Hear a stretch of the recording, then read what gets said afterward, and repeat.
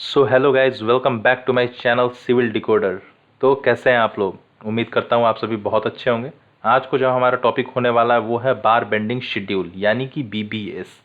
तो being a civil engineer आपको बार bending schedule बहुत अच्छे से आना चाहिए। साइट पे आप जॉब कर रहे हो, बिलिंग इंजीनियर की जॉब कर रहे हो, तो हर जगह बार बेंडिंग शेड्यूल का बहुत ही इस्तेमाल होता है। तो इस वीडियो सीरीज़ में हम सीखेंगे बेसिक से लेकर के एडवांस तक पूरी बार बेंडिंग शेड्यूलिंग कैसे करते हैं, एक्सेल में चार्ट को कैसे प्रिपेयर करते हैं, कैसे टोटल वेट निकालते हैं, अलग अलग स्टील बार्स को कैसे दर्शाते हैं। तो वो सारी चीज़ें हम सीखेंगे इस वीडियो सीरीज में। तो आइए शुरू करते हैं।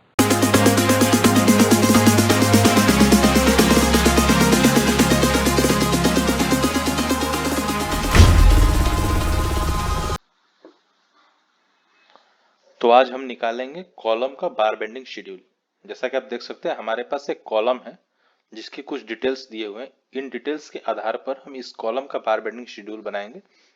बार बेंडिंग शेड्यूल में हम टोटल वेट ऑफ कॉलम कितना आ रहा है, इसमें जो भी रेनफोर्समेंट हमारे यूज हुआ है, जो भी स्टील यूज हुआ है, तो उसका टोटल वेट कितना आ रहा है वो हम लास्ट में कैलकुलेट करेंगे। तो इस तरह से हमारा जो बार बेंडिंग शेड्यूल है वो पूरा हो जाएगा। जो भी इसमें बार्स लग रहा है उसमें कटिंग लेंथ क्या आएगी, बेंड लेंथ क्या आएगा, तो सारी चीजें हम इसमें देखेंगे। तो आइए एक एक करके शुरू करते हैं। तो सबसे पहले डिटेल्स की बात करें तो हमारे पास यहाँ दिया हुआ है कॉलम का साइज। तो हमारा जो कॉलम का साइज है वो है 0.6 metre into 0.4 metre into 3 metre. यानी कि जो हमारा कॉलम है 600 mm वाइड है और 400 mm इसकी लेंथ है। यानी कि 600 बाई 400 का कॉलम है हमारे पास और 3 मीटर हाइट है। 3 मीटर हाइट कहने का मतलब कि जो हमारा कॉलम है उसकी floor to floor height 3 metres की है। तो हमारा ये कॉलम साइज क्लियर हो गया। उसके बाद हमारा है कॉलम क्लियर कवर। तो कॉलम क्लियर कवर आप समझते होंगे किसी भी एलिमेंट में, स्ट्रक्चरल एलिमेंट में हम कुछ कवर प्रोवाइड करते हैं रेनफोर्समेंट के लिए। तो यहाँ पे जो हमारा कॉलम का क्लियर कवर है वो 40 mm दिया हुआ है। तो यानी कि आउटर मोस्ट सरफेस से लेकर के जो हमारा रेनफोर्समेंट है इसके बीच की जो डिस्टेंस है वो 40 mm दी हुई है। तो ये हमारा क्लियर कवर हो गया। उसके बाद आता है मेन बार्स। यानी जो भी हमारे कॉलम में वर्टिकल मेंबर्स खड़े हैं तो इन्हें हम मेन बार कहते हैं। तो ये हमारा यहाँ दिया हुआ है 16 mm डाया। यानी 16 mm डाया के हमारे स्टील बार्स यूज हुए हैं जो कि 4 है।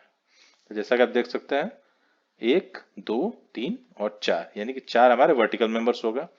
अब बात करते हैं लॉन्गिट्यूडनल मेंबर्स की, यानी लॉन्गिट्यूडनल बार्स की, जिसे हम स्टीरअप्स भी कहते हैं। तो स्टीरअप्स हम इसे कहेंगे। ये जो हमारा कॉलम में लॉन्गिट्यूडनल बार्स है इसे हम स्टीरअप्स कहते हैं। तो यहाँ पे स्टीरअप्स जो है हमारा 8 mm डाया का है। और इसकी जो स्पेसिंग है, लॉन्गिट्यूडनल स्पेसिंग, आपस में जो स्टीरअप की स्पेसिंग है वो है 100 mm सेंटर टू सेंटर। यानी कि ये जो स्टीरअप है कॉलम में आपस में 100 mm सेंटर टू सेंटर पे बनते हुए हैं। तो ये सारे डिटेल्स हमें क्लियर हो गई। तो आइए अब शुरू करते हैं। तो सबसे पहले हम वेट कैलकुलेट करेंगे मेन बार का, कि मेन बार जो हमारा यूज हुआ 16 mm डाया का 4, इनका टोटल वेट क्या है, इसकी कटिंग लेंथ क्या आएगी। तो सबसे पहले हम लिख लेते हैं मेन बार।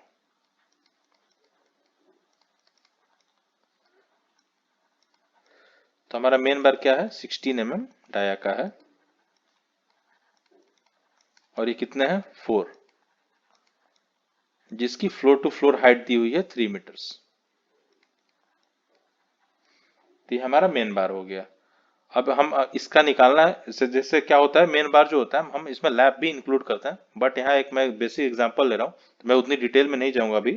ये बेसिक एग्जांपल है। तो इसमें हम निकालेंगे इसका टोटल वेट सबसे पहले। तो टोटल वेट निकालने के लिए मैंने फॉर्मूला आपको पिछले वीडियो में बताया हुआ है। वो होता है D square upon 162 into length. तो जो भी आपका लेंथ होगा वो मीटर में होगा। जो भी आप डाया यूज कर रहे हैं मेन बार का, उसका जो टोटल लेंथ है यहाँ पे हमारे पास 3 मीटर, तो यहाँ पे हमारा जो एल है वो 3 मीटर होगा इनटू नंबर ऑफ बार जो भी आएंगे हमारे। तो इस तरह से हमारा टोटल वेट मेन बार का निकल के आ जाएगा। तो आइए देखते हैं। यहाँ पे हमारा डी कितना है, 16 mm।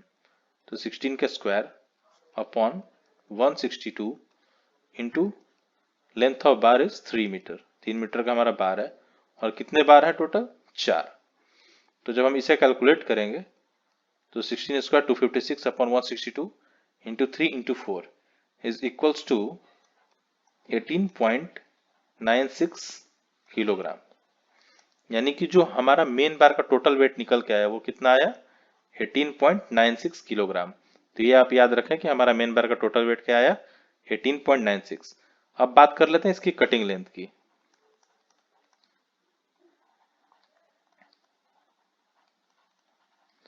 तो जो हमारा कटिंग लेंथ निकल के आएगा मेन बार का, वो कितना आएगा, 3 मीटर्स के 4,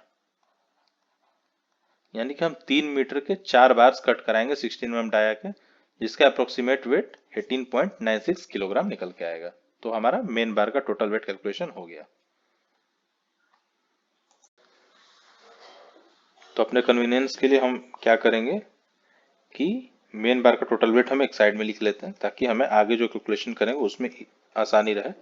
तो मेन बार का हमारा टोटल वेट निकल का है वो क्या है, 18.96 किलोग्राम। ठीक है। तो अब हम निकालेंगे लॉन्गिट्यूडनल बार्स, यानी कि लॉन्गिट्यूडनल बार जो हमारे 8 mm डाया के यूज हुए हैं, जिनसे हमने ये स्टीरअप बनाया है, तो उसका टोटल वेट क्या निकल के आ रहा है, उसकी कटिंग लेंथ क्या होनी चाहिए। तो आइए देखते हैं। तो सबसे पहले हमारा बात आता है लॉन्गिट्यूडनल बार्स का। तो हमने पहले बनाया था मेन बार का, अब बना रहे हैं हम लॉन्गिट्यूडनल बार का।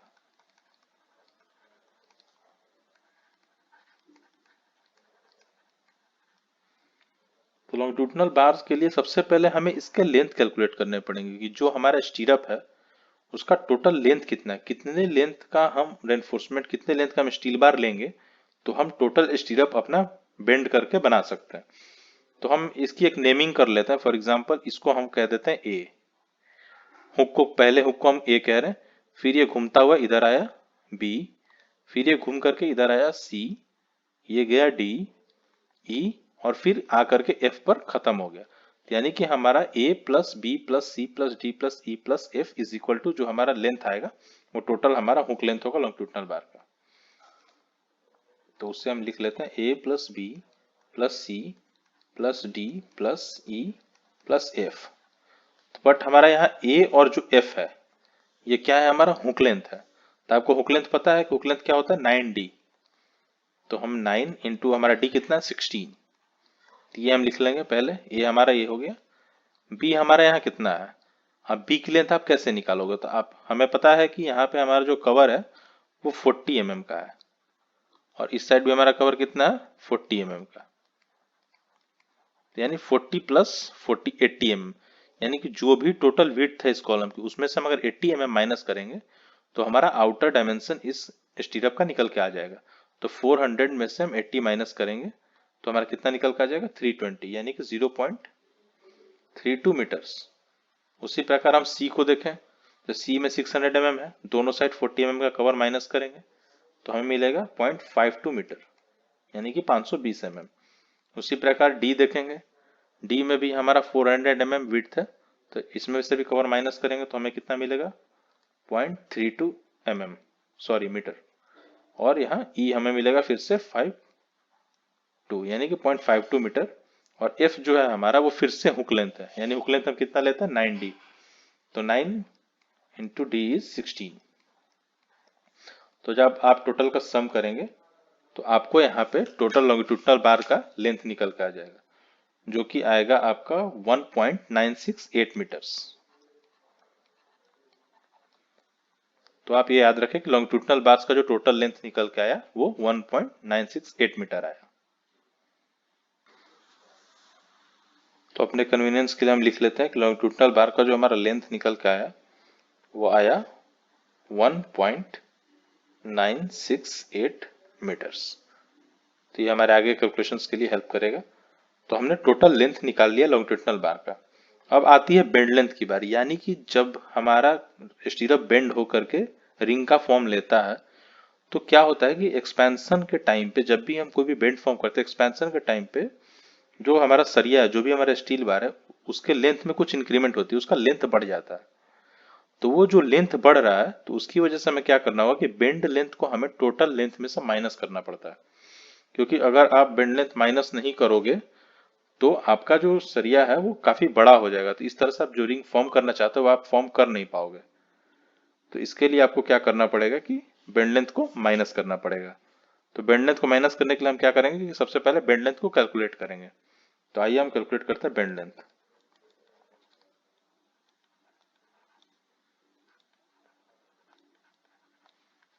तो आज हम जब बेंड लेंथ कैलकुलेट करें तो यहाँ देख सकते हैं कि हमारे पास 3 बेंड है 90 डिग्री के और 2 बेंड्स है 135 डिग्री के। तो 90 डिग्री के लिए मैंने पिछले वीडियो में बताया था कि हम क्या लेते हैं 2D। तो हम ले हैं 2D। 2D हमारे पास कितने हैं 3, यानी 3 90 डिग्री के हमारे पास हैं और 135 डिग्री के कितने हैं 2 हुक हैं। तो 135 डिग्री के लिए हम क्या लेते हैं 3D। 3D हमारे पास कितने हैं 2। तो टोटल हमारे कितने हो गए 3 to 6D यहाँ हो गया और 3 to 6D यहाँ हो गया। तो जो हमारा बेंड लेंथ निकल के आएगा वो होगा 12D। अब हम देखते हैं कि हमारा D यहाँ कितना है। D हमारा यहाँ 16 mm। तो ये हमारा निकल के कितना आएगा 192 mm और 0.192 मीटर्स ये हमारा निकल के आएगा बेंड लेंथ। तो अब बारी आती है कि हमारे कटिंग लेंथ क्या होगा स्टीरअप का। तो कटिंग लेंथ निकालने के लिए हमें कुछ नहीं करना होगा।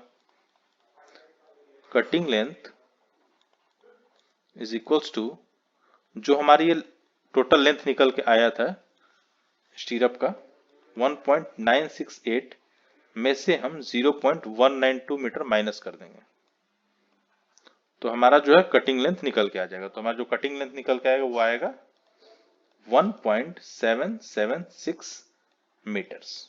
तो हमारा क्या हो गया टोटल कटिंग लेंथ भी निकल के आ गया और बेंड लेंथ भी निकल के आ गया।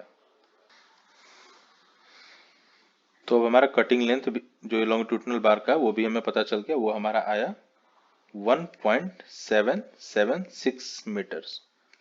तो आगे के वेट कैलकुलेशन के लिए हमें ये काफी इंपॉर्टेंट है, यूज आने वाला है। तो आइए देखते हैं कि टोटल वेट कितना निकला। तो सबसे पहले हम निकालते हैं एक स्टीरअप का वेट ऑफ 1 स्टीरअप। तो वेट निकालने के लिए वही सेम फॉर्मूला हम यूज करेंगे जो हमने मेन बार के वेट निकालने में यूज किया था। वो था हमारा d² upon 162 into length. Length ये हमारी कटिंग लेंथ ही है।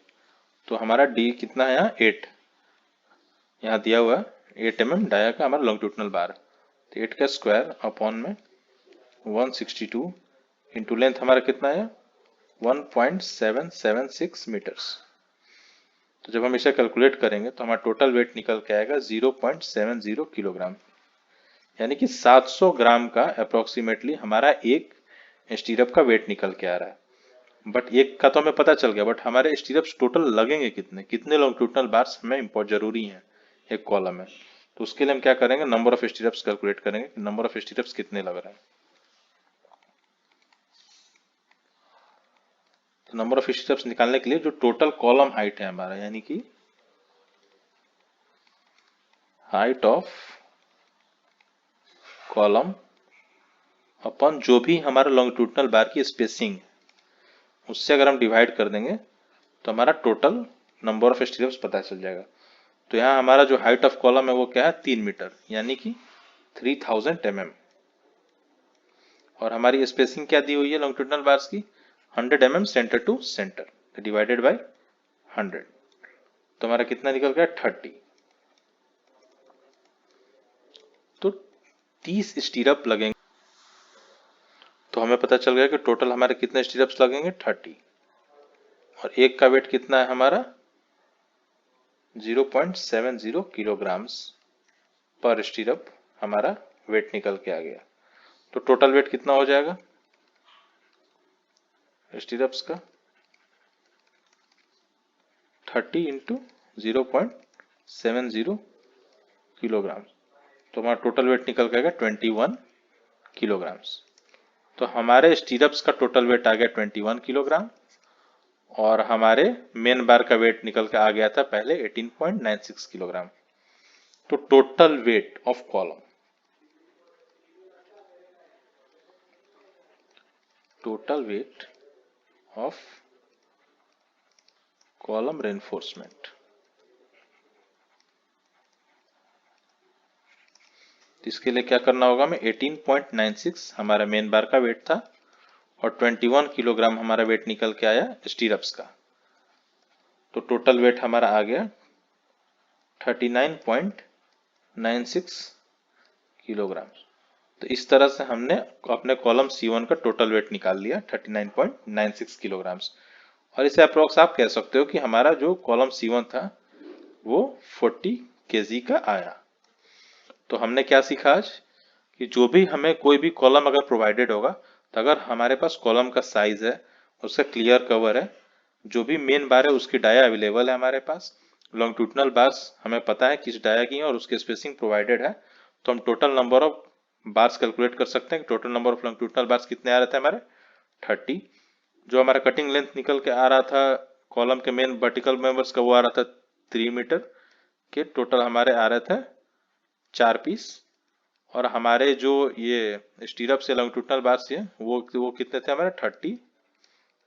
तो ये तो हमारे हो गए नंबर्स के कैलकुलेशन। और जो हमारा वेट निकल के आया वो मेन बार का आया 21 केजी, और जो हमारा जो हमारा स्टीरअप्स का निकल के आया वो 21 केजी, और जो हमारा मेन बार का वेट आया वो 18.96 किलोग्राम। तो टोटल वेट हमारा कॉलम का निकल गया 40 किलोग्राम। तो इस तरह से हमने बार बेंडिंग शेड्यूल जो है वो कॉलम का पूरा किया। So thank you so much guys for watching this video. I hope कि ये वीडियो आपको अच्छी लगी हो या आपके बार बेंडिंग शेड्यूल बनाने में अगर आपकी हेल्प की हो तो आप इस वीडियो को लाइक ज़रूर करें। ये बार बेंडिंग शेड्यूल का लेक्चर नंबर 2 था। इससे पहले मैंने बार बेंडिंग शेड्यूल के ऊपर कुछ बेसिक्स बताई हुई हैं जो कि मैंने पहले वीडियो में बताई है, तो जिसका डिस्क्रिप्शन बॉक्स में मैं लिंक डाल दे रहा हूँ, तो वहाँ से आप जाके मेरी प्रीवियस वीडियो को देख सकते हो। अगर आप मेरे चैनल पर नए हो तो मेरे चैनल को सब्सक्राइब ज़रूर करें। सिविल इंजीनियरिंग से जुड़ी मैं काफ़ी वीडियोज़ बनाते रहूँगा। So thank you so much guys.